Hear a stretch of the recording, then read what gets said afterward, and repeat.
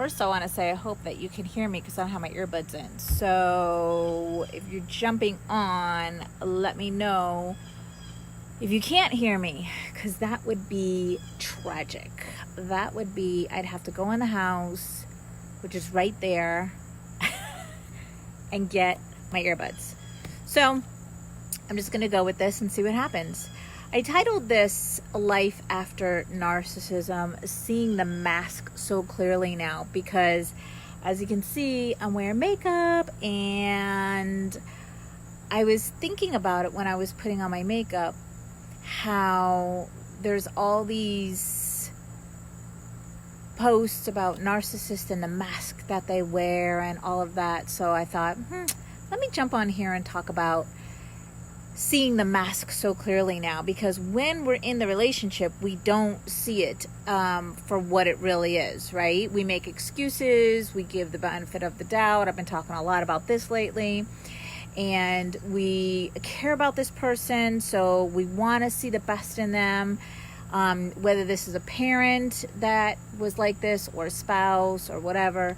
And so we don't see it so clearly, but when we get out of the relationship, that's when, holy shit, we see their many masks so clearly now, right? Because there's this, when they're out in public, I know you've seen that post that I show. It's the gremlin, and it says a narcissist out in public, and they're so like cute and calm, and then a narcissist behind closed doors, and he's like a monster. And that's so true, because when they're in public, that's when they're the charmer, that's when they're charismatic, that's why people don't understand, why did you leave this person, he's so nice. Or when you talk about your parents, if you have a parent like this or a sibling like this, they're like, what? I've never seen that side of this person. It exists. They're there. And it can be confusing for you if, when you were in it, to not see, like, because honestly, like, my whole thing when I was in it, because I was in it for 22 years, and because there was no sexual or physical abuse, for the most part, I pretty much deemed his behavior as he was just an asshole. I mean, that's truly what I thought. I did not know what narcissism was. I didn't know what a narcissistic person was. I didn't know it was a personality disorder. I didn't know that this behavior that I was witnessing was what it was. And that's why I always talk about the truth, because I want the truth to be known so that you, whoever you are, can see, like, this relationship with a person like this. Again, any relationship, it's never going to work out. It's never going to work out. Now, if you have a child like this, depending on the level of where they're at, you can have a relationship with them. Like I said, it depends. If they're extremely abusive and extremely brutal, that type of a narcissist, then no, you can't. But I do know people who have relationships with a low, I guess, like, well, I'm not a psychologist, so I don't know the actual term, but like I would say a low-key person where they're not like abusive, then yes, you can. I know that to be true. So when you're in these relationships and you don't see these people for who they are, but you do notice like these different behaviors that they have. So in public, they're so nice and, like I said, charming, super sweet or charismatic, and then behind closed doors, they're like either this raging bitch or this raging asshole, and anything can, like, drop of a dime, flick, and they like turn. Their attitude changes, their behavior. They're high-tempered people, and you're left very confused. Like, I don't even know what this is. I remember when I was in my relationship, there was a lot of arguments, a lot of fighting that I couldn't even tell you what half of them were about, because it was always about the littlest things would trigger him, would flick him to go into a rage or go into the silent treatment or go into, oh my gosh, when I tell people like how long our silent treatments would go when we were married, they were like, oh, let me wave at you guys. Hello, you gorgeous people. Let me see if my little waving thing works. If not, I apologize. The silent treatment always starts off as like couple hours or days, and then it always escalates. The behavior will always escalate. So it went into, I think the longest we went was like 3 weeks.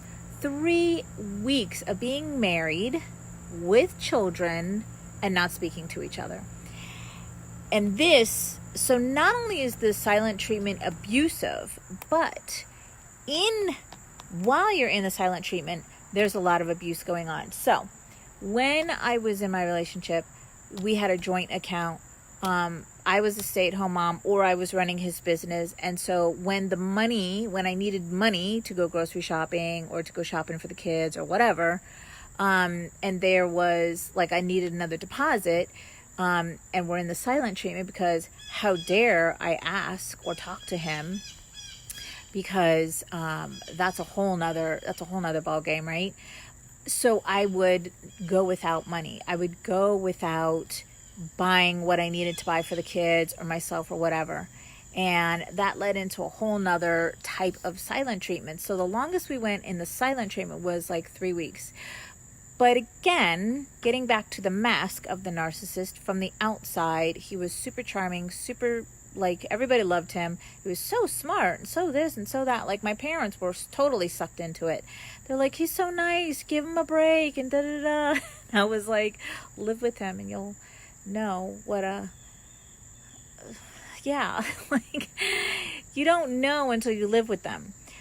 So when you come out of these relationships and you're recovering from life after narcissism, and you're seeing these masks, because there's several of them so clearly now, and you want to start knowing what to look for when you start dating. You want to know, like, is this person really nice, or is this just a mask that I'm seeing? Well, the first thing I can tell you is time will tell, and quickly. Because when you know all of the signs, like I have a client right now, she was on a 3rd date with somebody, and in the beginning, like, it was only 3 dates. So in the beginning was the first date. She was so happy. He was a Christian man, and he was just, so charming and this and that. And by the 3rd date, his emotional craziness, whatever you want to call it, came out. Now, my client said that before, she would have made excuses for him and given him the benefit of the doubt, or make excuses and see where this goes. But knowing what she knows now, by the 3rd date, she was like, no, thank you. She politely told him no, and she cut it off, and that was it.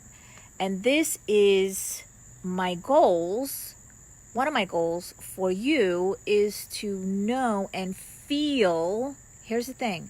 These red flags are not something that you're going to see. It's something you're going to feel. Your gut is going to tell you, no. Because our gut is always telling us things, right? Yes or no's, trust or no trust. This is a go, this is not a go. And we do what? What do we mostly do? We don't trust. We don't trust ourselves. We don't trust our gut. Because 9 times out of 10, when we go into this feeling, we immediately go into, yeah, but he's really nice. Or we go into excuses, right? We're questions. We don't understand. Like, he seems really nice, so this is not matching up. Yes, it is matching up. Yes, it is. So if there's one piece of advice, which I always give, but if there's one piece of advice that I could give you today, it would be always, without a shadow of a doubt, always. And did I mention always? Trust your gut. Always trust your gut. It's never wrong. It's always right. It's always right. Even if you don't understand it, even if you don't think that it's a match, like what you're feeling and what you're seeing is matching up, always trust your gut. It will explain itself to you later. You don't need to ask the questions. You don't need to know why this guy is so nice. I'm on a date with him. He's so nice. But my gut is saying, no. Oh, thank you, Karen. That's why I'm talking about the mask, because I have a mask on. And so always, always, always trust your gut. Always. It's never wrong. It's always right. So me and my honey are going out to dinner tonight. We're going to get some Cuban food, which we have to travel for 30 minutes. So for my South Florida friends, you guys are probably like, what? 30 minutes for Cuban food? Yeah. Well, listen, I'm in North Carolina now, so Cuban food is not on every corner like it used to be. But that's where we're headed. Hey, Gigi. And that's why I'm all prettied up. Usually I'm in workout hair, don't care, and yoga pants. But today I'm all dressed up and wearing a mask, which honestly, it feels really good to have this mask on and get on the camera. Because usually I'm just like with no makeup and my hair up or my hair down. It looks like crazy crap, but the whole point of me doing these Facebook Lives is to give you the message versus be perfection for you, right? Because that's not what you're looking for. You're looking for the message. So I'm off to have Cuban food. Happy Saturday.